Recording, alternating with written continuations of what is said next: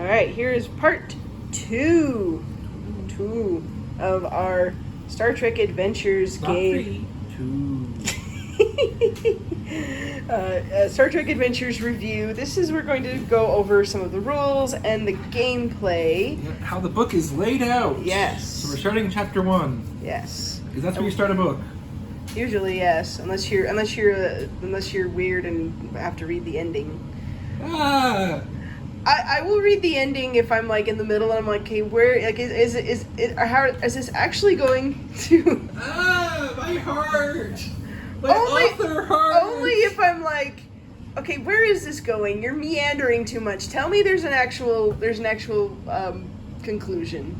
Okay, I do not meander, so I guess it's okay. No, you don't meander. But anyway, here we go. Chapter 1, Star Trek Adventures in the Rules Digest. So, obviously, very nice. Yes, like we said. It's very different. I mean, a bit different feel, because it's definitely more original series. I mean, obviously you can use this for all the others. One of the secrets of Star Trek and a lot of sci-fi stuff is, like, realistically, the original Enterprise would get completely trounced by the Enterprise D. But, you know, for a game, that doesn't matter. You know why? Because you can use the same rules for any of the different eras. Because it doesn't matter how much more powerful the Enterprise D is versus the Enterprise. What matters is how the Enterprise compares to a D7 Klingon ship, or the Enterprise D compares to a Vorcha-class Klingon cruiser. Comparative power. The actual power levels are fudged all the time. Yes. Because, you know, there's a famous saying. TV logic. Yeah, TV logic and sci-fi writers have no sense of scale. Which, I mean, because this is Star Trek review, we will pick on Star Wars. You know, Han Solo escapes Hoth, Princess in tow, he's feeling pretty good about himself. Oh no, the light speed doesn't go. No go? What do we do? Oh, we'll go to Bespin and have them fix it. Only Bespin's in a different star system. So, how'd they get there? I mean, yeah, that implies it took a few weeks and stuff, but a few weeks and stuff at interstellar distances is still well faster than light. We don't think about it too much because we love Empire Strikes Back. Yes, we do. I am not... Okay, I am making fun of it, but it comes from a place of love. Okay. Because, you know...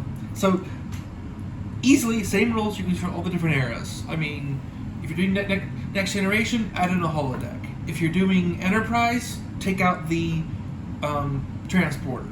Otherwise, use the same numbers. It doesn't really matter that much. Okay. Anyway. Let's get back to this. Yes. Okay, welcome to the 23rd century. So this is a good boilerplate, you know, what role-playing is. You know, you're going to be playing different roles in the game, have different characters. I'm trying to not get the glare, but oh, well, it's kind of unavoidable in some pieces. It's a nice bit of art. Oh, yes, let's show off this art. Ooh. Very pretty. Yeah, I will say that I have, I guess, the main version of this game, and I love the artwork. It's just so much fun stuff. Anyway, so you join Starfleet, because, of course, this one, just Starfleet. Because they're the, you know, main characters. And, of course, you know, you have different things you do. You have the different players playing different members of the crew. But here is where it's something, like I said in the first part, something that other games need to steal. Each player will adopt the role of a crew member in Starfleet, but there will be times when their character is not the focus of the mission. During these moments, players will switch to control a supporting character to play a more active part in the story at that time. That means the Chief Engineer's player will not be sitting doing nothing when the security landing party beams to the planet for a lengthy encounter. Now, I love this rule. I have a complaint. Why are they not called red shirts? I mean, it's obvious. They're the red shirts. Yes. But whatever, fine, I can deal with that. That's what house rules are for. So red shirts. Basically, these characters are, you know, you watch any episode of Star Trek, and And every character gets their time to shine, and then the other characters kind of take a back seat. So this is, you're playing Spock, and maybe this isn't a Spock-centric episode. So It's all about emotions. Yeah. So he stays behind on the ship to assume the command or the bridge, and you play a red shirt. Yep. To go. Crewman guy. So you're not just crewman guy. Do I have a first name? You don't know. Or Last name. But last yes. name. Anyway. It's Fleckman, by the way.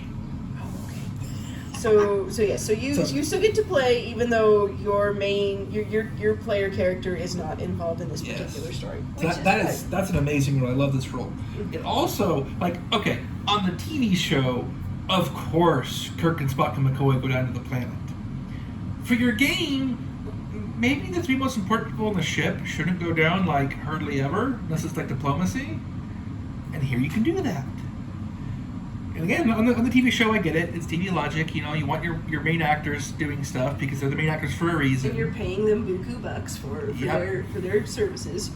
But better pay some screen time. Anyway, let's continue.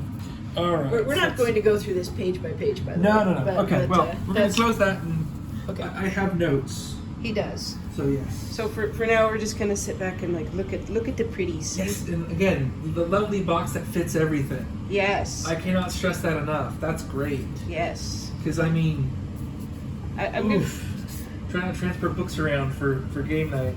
Oh boy, yeah.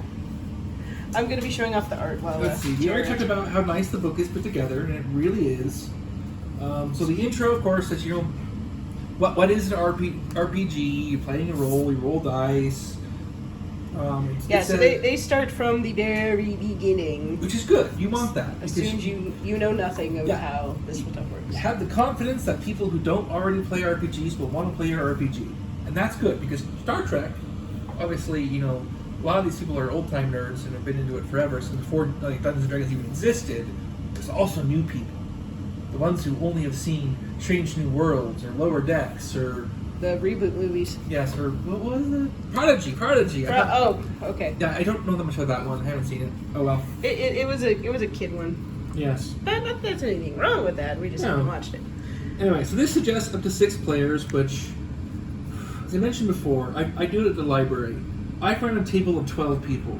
Not recommended. That gets very unwieldy. Yeah, I have to do it at work because I can't turn people away, which is a good thing and a bad thing. But 4 to 5 players, 4 is your sweet spot. Anyway, let's see. That 6 makes sense because that's the number of crew you have. Red shirts, yay!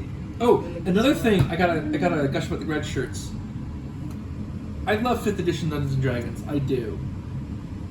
There's, however, a tendency more and more across the years to make the player characters just about invincible. Really hard to kill them. That can actually impede fun.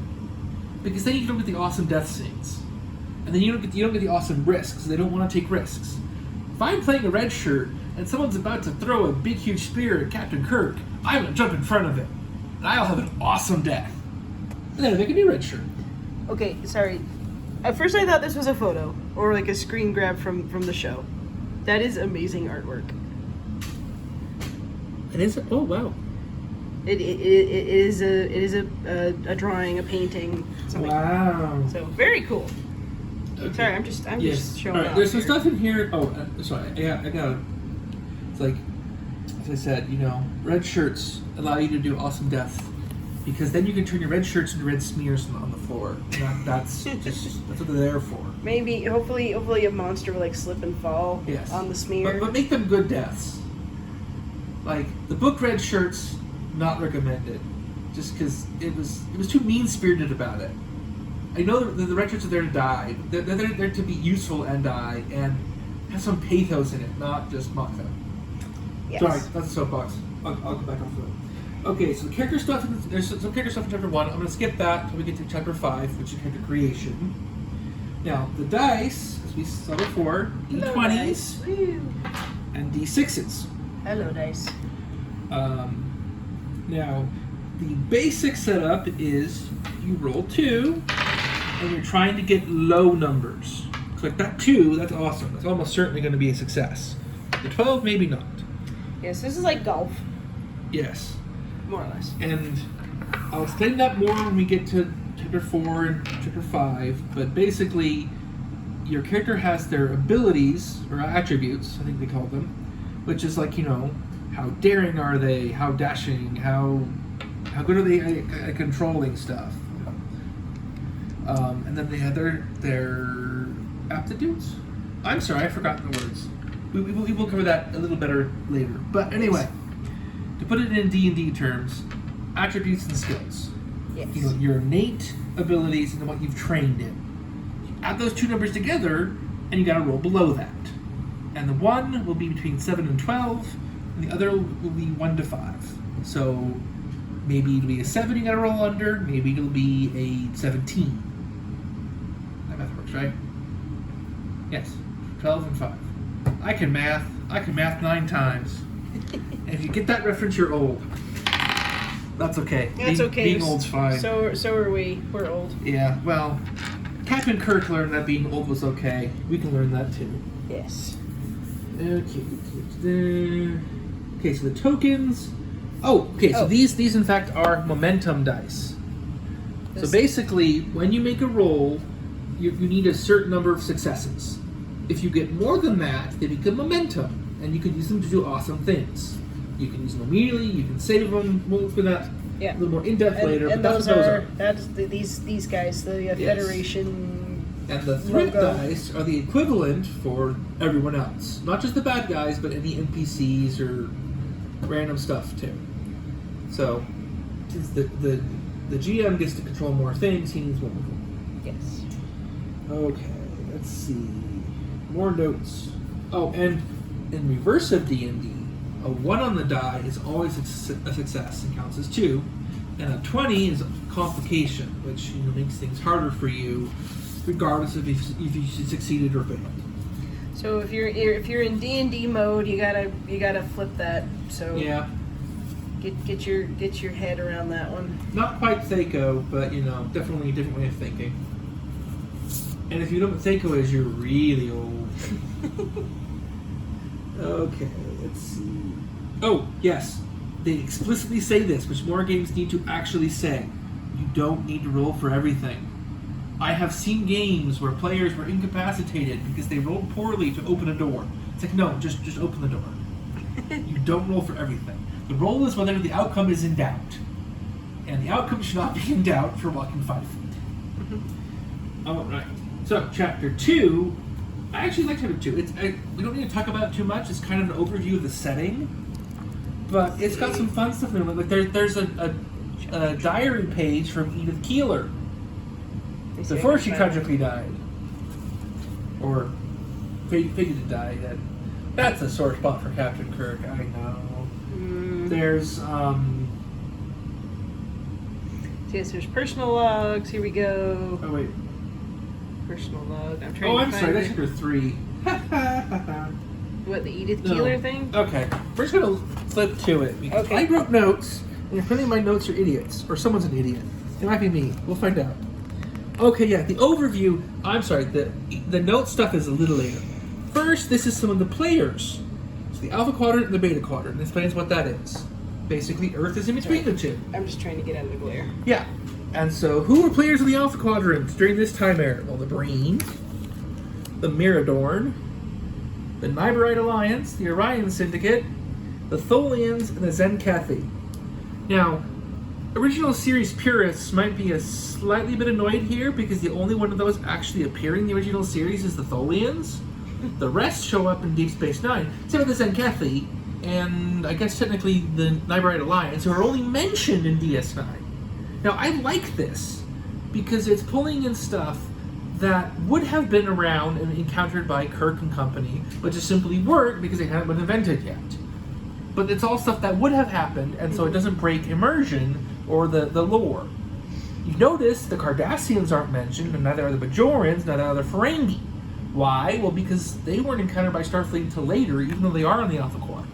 So it helps make it, a whole big continuity, but without being hitting you over the head with it. Yeah, because Kirk was always solid in the original series, but there were other things going on including the things going on that didn't end in disaster, like Kirk always cleaned up. Okay, Beta Quadrant. I believe that is, the Romulans, the Gorn. No.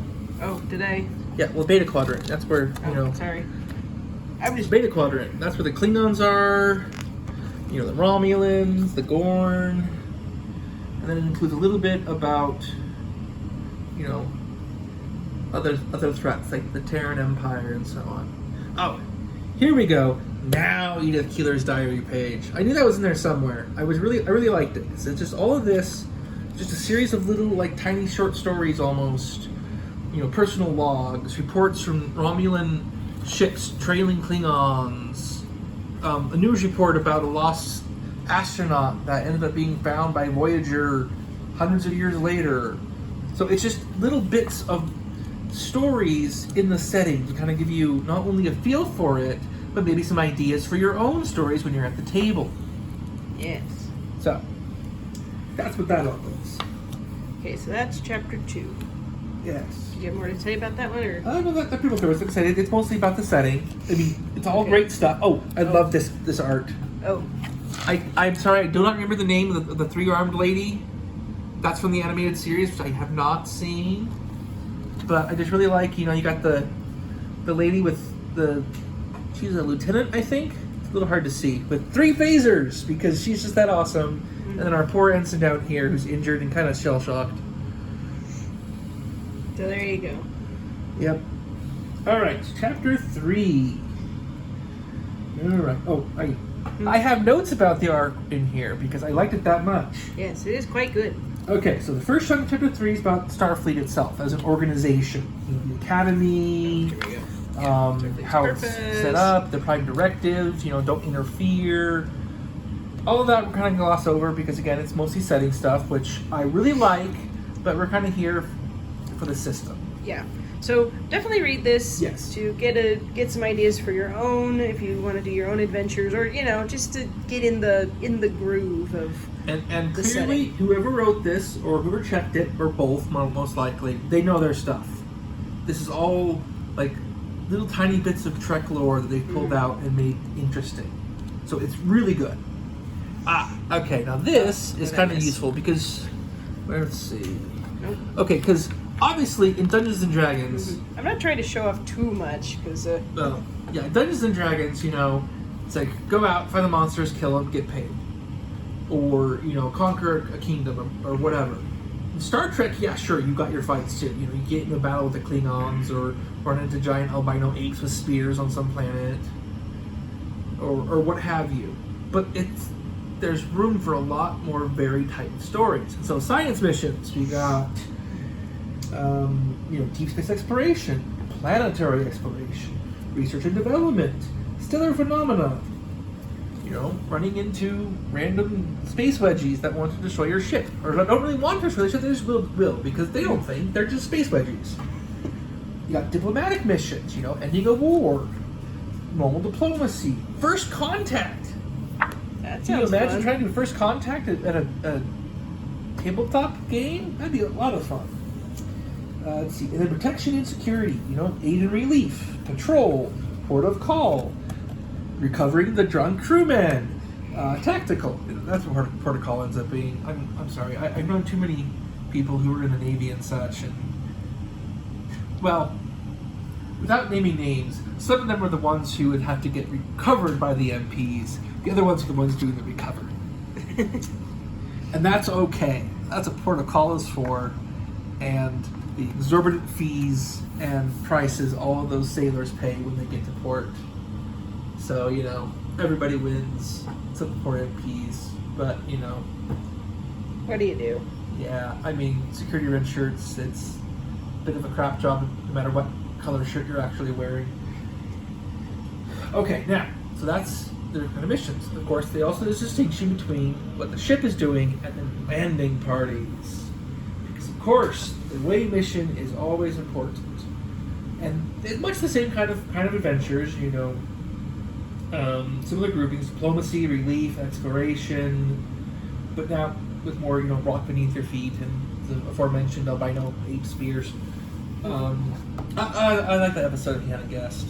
Although that does bring up the Spock fallacy, which that episode was not Spock's shining moment because, you know, logically, it is illogical to assume emotional beings will react logically. Bit of a conundrum there. Yes. Okay, well, so the ground missions, you also have peacekeeping and military operations and covert operations. And not just Section 31 nonsense, but legit covert operations too. You know, you gotta go steal that Romulan cloaking device, or, you know, or expose Gowron. Well, they went to expose, no, wait. No, I almost made a faux pas. Yes, they went to expose Gowron as a changeling, but it was actually Martok. They all spent hours and hours not getting drunk on blood wine. Which sounds kind of tedious, but hey, you know, that's what they joined for. If you can't take a joke, you shouldn't have joined up. Okay, well, that's it for Chapter 3, pretty much. Let's move on to Chapter 4. This is the meat of the book, how it works. Yes, this is how to play. Or at least the start of it. It goes on past that, too. Well, yes. We're going to end with Chapter 4 for this episode, but yes, it's got some good stuff in there. And Andorians! Oh, yes. The Andorians are criminally underutilized. No, it was a little further. A little further. There you go. Ah, here we go. Hi, guys. I like the Andorians. They need to show it more often. Maybe it's hard to do the makeup. Well, the antenna probably. Yeah. Then again, they did the Ferengi constantly through DS9. Well, that's true. Anyway. Chapter 4, with my favorite picture of Kirk, apparently, because dang, that's so cool. Yep. So, as I mentioned, it feels a little bit like D&D combined with Fate, but not in a bad way, not at all. Let's see. Okay, Trek No Babble. That made me laugh. Yes, that's important. And honestly, that's probably one of the biggest stumbling blocks to getting into a game like this. Is like fantasy, it's magic, just make it up. And there's kind of this block some people feel that, you know, if they don't actually know science, it's hard to play a sci-fi game. But you know what? It's still just magic. It's just magic with fancy words. And very futuristic, and it sounds scientific. Yeah. Now, you want to keep it... reverse the polarity. Yeah, you want to keep it plausible, but that's it. Plausible is all you need to go for.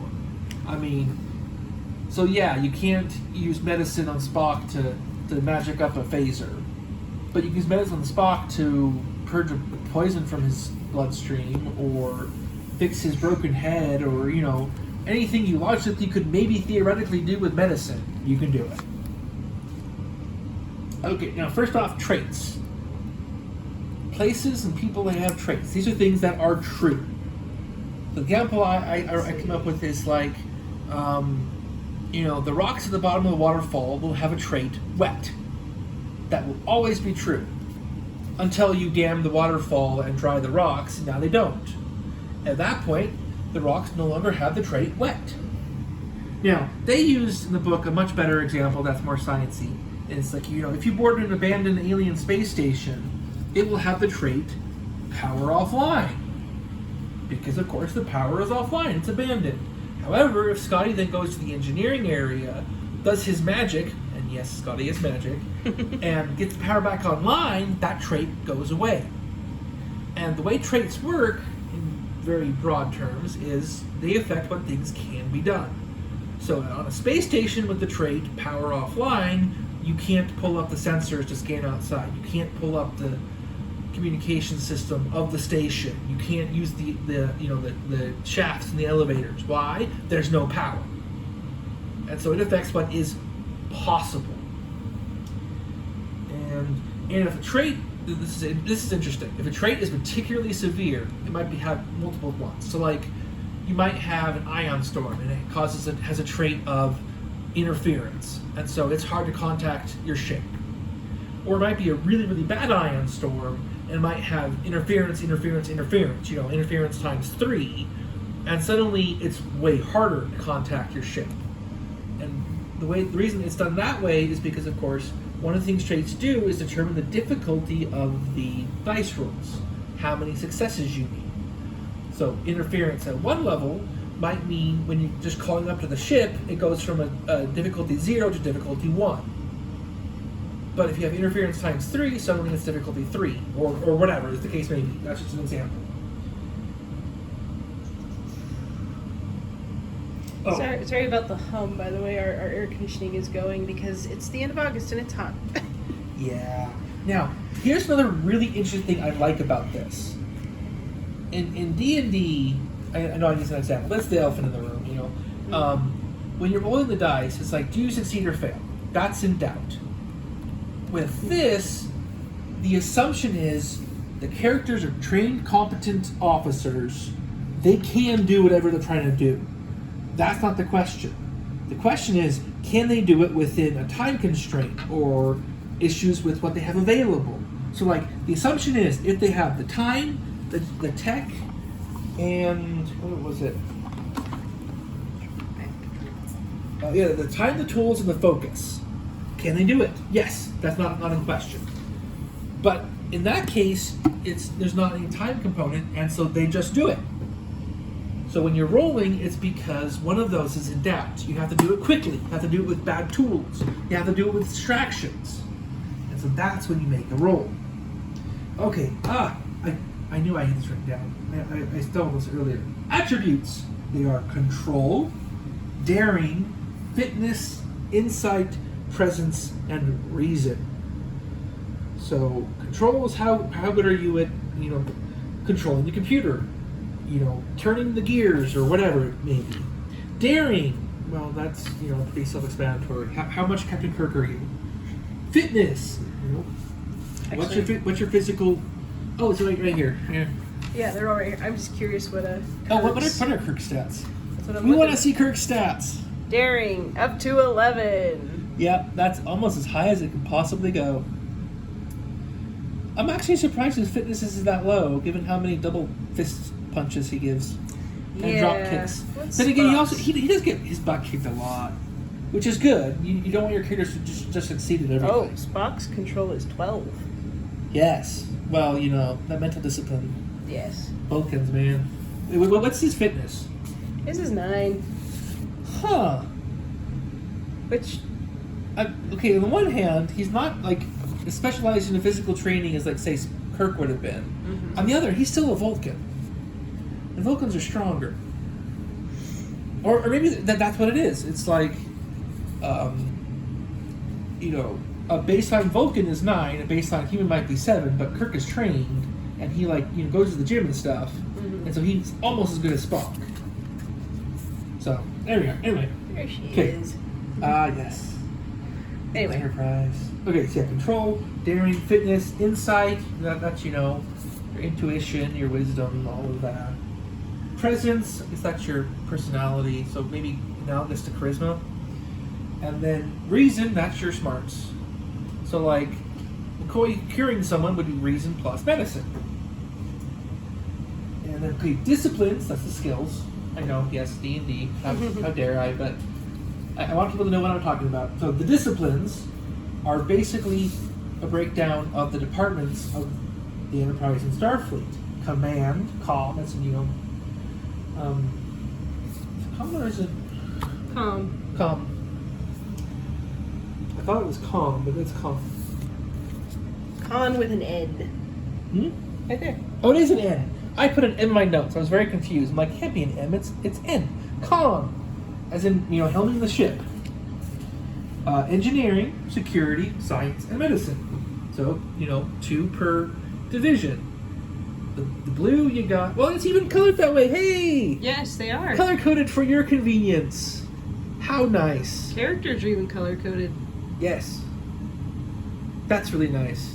Now, if you can't tell, I've been reading through the book, but I hadn't actually looked at the character sheets so much yet, because I took the book with me, left the rest here. Which I know, how unprofessional of me, but that's okay. Anyway, so attributes go from 7 to 12, disciplines go from 1 to 5. So again, with, a reason of 12 and a medicine of 5, on that D20, 16 or below, you're making a success. So that's what, 4 out of 20, so 20% chance of failure on any one particular dice, but you're rolling at least 2 dice. Pretty good odds. Alright. Okay, tasks require between 0 and 5 successes. Generally speaking, things might get iffy on the edges. Now, why do they include 0? Well, that apparently is what I would like to say showboating. Because, the momentum is very useful. It can give you extra dice, it can re-roll things, it can do all kinds of useful stuff. Now, most of the time, if there's no chance of failure, you don't want to roll. But maybe they want to try and get some momentum. And so if the Game Master allows, they can try and do something with style. And see if they succeed extremely well. The example given in the book is, Sulu is piloting the ship in towards the disabled Klingon cruiser. Now, really, there's no chance of failure here. But maybe he wants to show off. Maybe he wants to, do it really well to impress on the Klingons that they have a good ship handler. And so he makes the roll. And he gets, 4 successes. Amazing. Now, the downside here is, remember, a 20 on the die is always a complication, even if you succeed.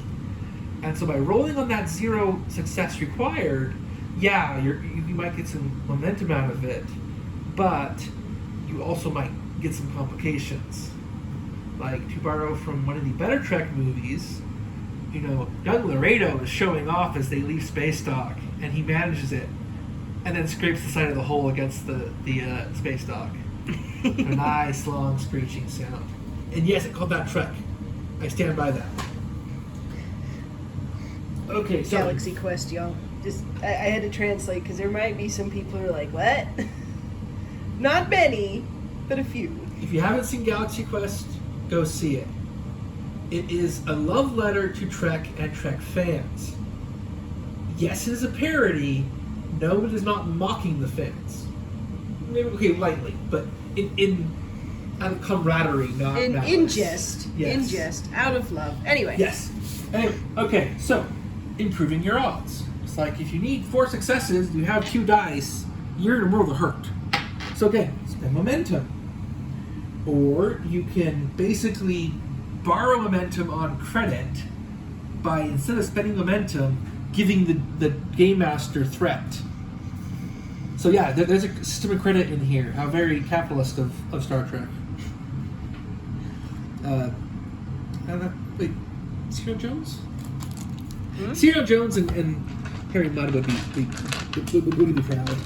Yes. Okay. Oh. All right. Let's see. Notes. Oh, there's also a thing called Determination, which we'll get into later. It's kind of a personal resource you can get. Like, you can spend a point of determination to not only get an extra dice, but have it automatically count as a 1 for 2 successes. But those are a lot harder to come by, and usually when you get extra ones, it's because something's going wrong for you. We'll explain that more a little later.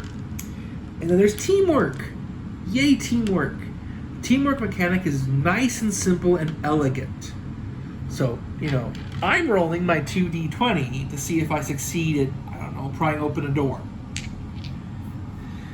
Someone else is trying to help me. They roll 1d20 only. If they get a success and I get a success, they add it to it. If they get a success and I don't, it doesn't matter. And it doesn't have to be the same thing. It could be they're helping me pry the door open, or it could be they're shooting at the Klingons to keep them off my back. Or it could be I'm, trying to solve this puzzle and the doctor's behind me treating my concussion so I can think clear. The teamwork does not have to be the same type of role. And so that way, you can each play off of your own strengths. Now, it does still need to be relevant. Mr. Sulu preparing a pot of tea while I'm shooting Klingons.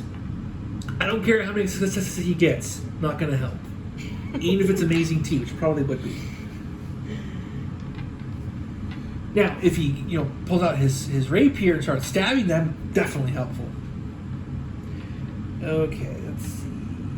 The 0 pass, we covered that. Oh, I like this rule too, being in Star Trek. Equipment. The baseline default is the assumption you have all the equipment you need. This is Starfleet. They have all the best toys. And so that difficulty 1 surgery McCoy is doing assumes he has his med bay and all the gear he needs. If he doesn't, suddenly that difficulty 1 becomes difficulty 2 or higher. And so again, gear, it assumes you have what you need because this is a military organization, and yes, they are they're mildly military. Anyway, never mind that. So you have the gear. Yeah. So if you don't have the gear, then something has happened. Yes. And the game master will explicitly say so. Yes. And you can still totally do it. You can still totally make that bamboo crystal shotgun thing. Totally can. It'll just be harder. And yeah, if you think about it, if Kirk had had his phaser, he could have just stunned the Gorn and the fight's over. But he didn't, so he had to work for it. Okay, now, so that's the basics for the roll. So again, always, you roll your d20s, you can get up to 5 through different mechanics, including spending momentum, using traits and stuff, various different ways, and then you get your successes. And normally it's just the difficulty. Now, if it's opposed, that's done differently. So, like, let's say I'm in a fist fight with a Klingon. I roll my dice, he rolls his, and we compare. I got 3. Okay, it's based on momentum. I got 2 points of momentum. The Klingon got 3. That means the Klingon won. And it's pretty easy to break down. You have whoever's the attacker and the defender. Now, they don't use that term. They call it, I wrote it down, active and reactive. It's a little clunky. I get why, though, because, of course, it's Trek. This might not be a fight. It might be a diplomatic maneuver. I might be across the table negotiating with some scumbag about getting access to a wormhole. And he's charming and slimy, but he's not going to start a fist fight. So, active and reactive, good terms, a little clunky, but I get it. It's fine. Anyway, so if the active person succeeds and the R person, the reactive fails, the active succeeds and they get momentum equal to whatever the difference is. So, like, again, if I got 3 and he got 2, I succeed and I get 1 momentum to spend somewhere else.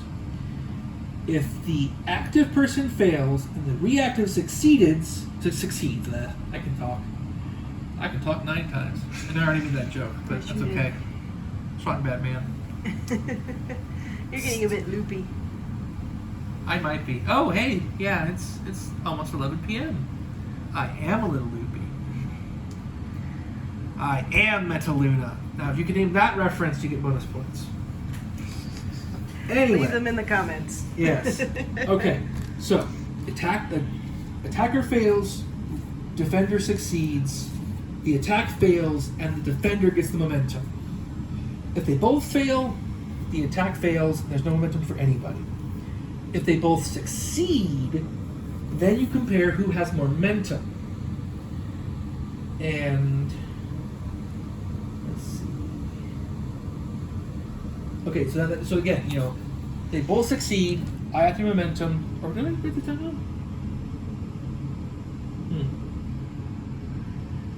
Anyway, you see who hasn't succeeded. If it's still a tie, the attacker wins, but no momentum for anybody. Okay, so that sounds complicated, but honestly, compared to all of the static bonuses and circumstance bonuses and stuff in certain editions in Dungeons & Dragons, it's quite simple. I like it. It's a lot of dice rolling, but it's clear and easy. Do it 5 times, you'll have it down.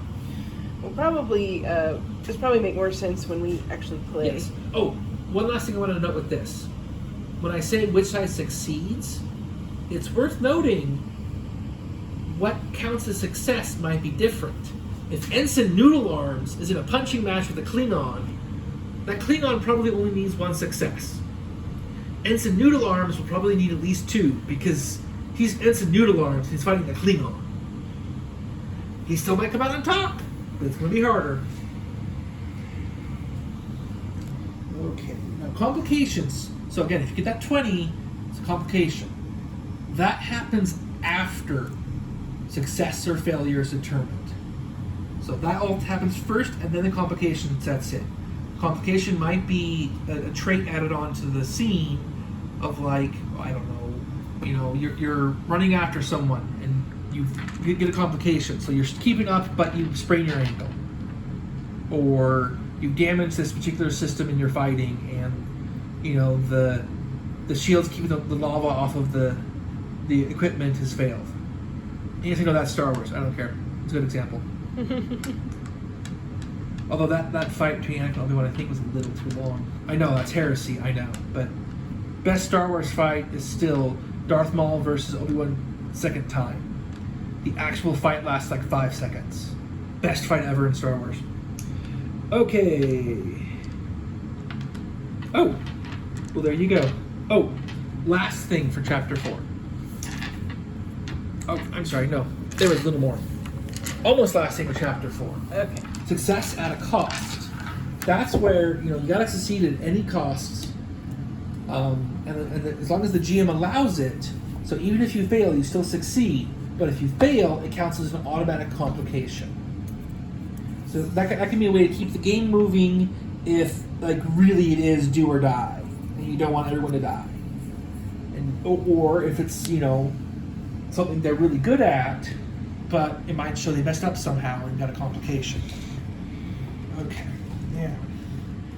So a little bit more I'm going to go through. So, momentum, you can spend it in different ways. You can save it, spend it immediately.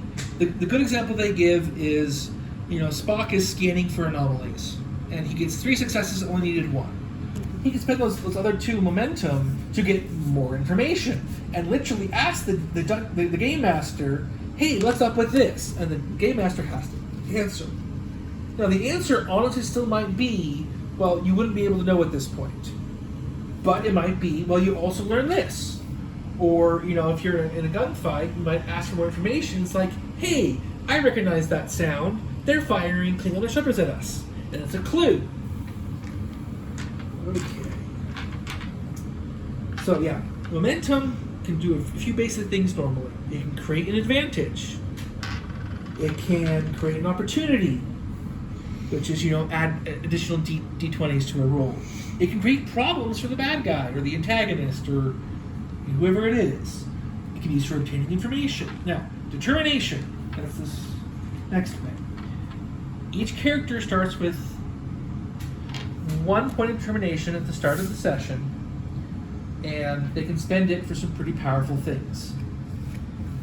But it has to tie in to their values. So, like, the example it gives is, Spock is trying to uncover a conspiracy, and he thinks the computers in the Enterprise were tampered with. So he's, trying to figure things out.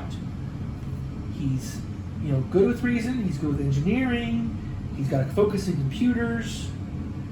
But it's difficulty 3. Whoever changed things is really good. And so he buys an additional D20 motivated by his value of logic as a beginning at the end of wisdom, which I'm not entirely sure how that applies. I guess it's because, he's searching for knowledge. But that kind of gets back to fate with, you want to make sure your values, your what do they call them? Traits, whatever, are specific yet vague, so you can apply to more circumstances. This can count totally. Yes. Now, the other example, which I swear I saw this after I made all of the albino ape jokes, they can be used against you. So Spock has a value of the needs of the many. And so the example is, they're down on the planet, and 2 crewmen have died at the hands of the natives. One of the other officers, who has clashed with Spock this entire time over his command style, wants to bury the dead. And so the game master goes to Spock's like, well, the needs of the many. If you do this, it'll put you at risk.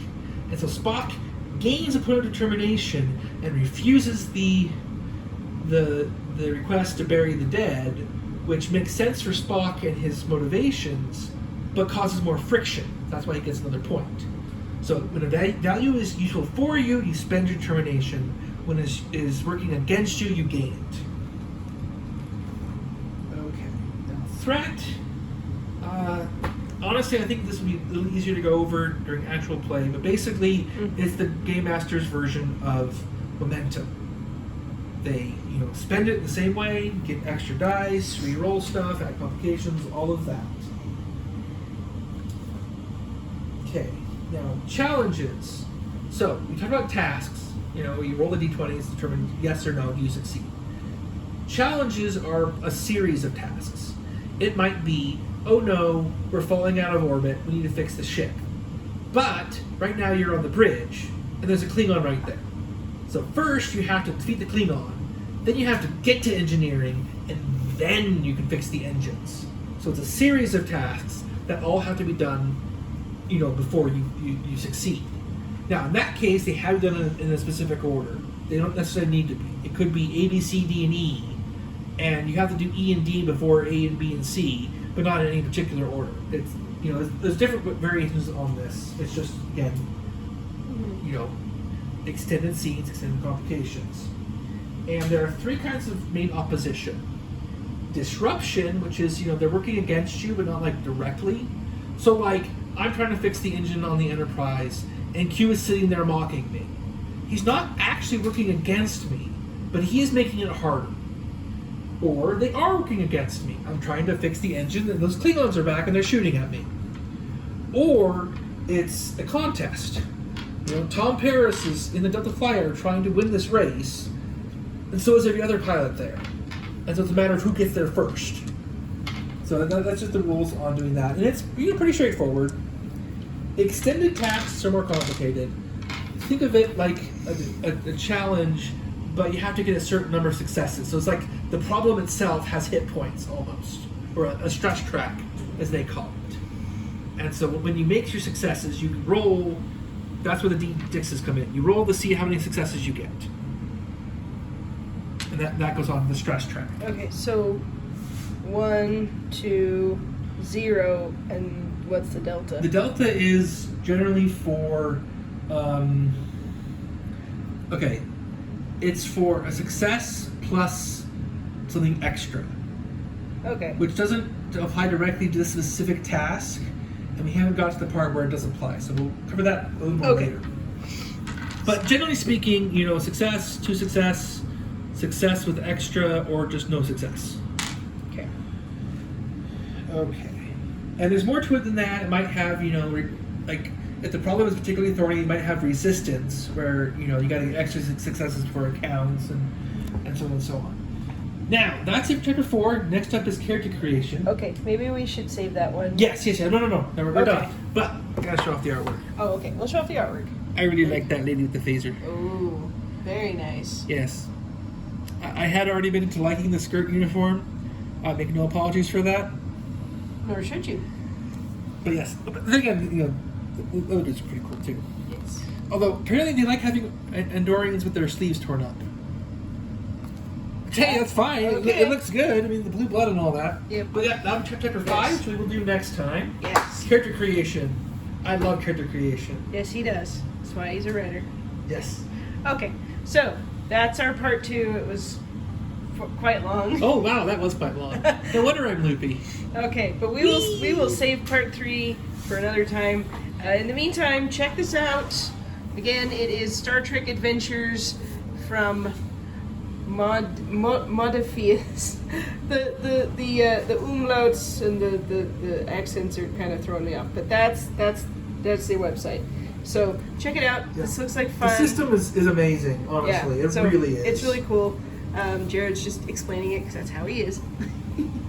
that's how he rolls. But again, we'll be back in part 3. So have a good night, everybody.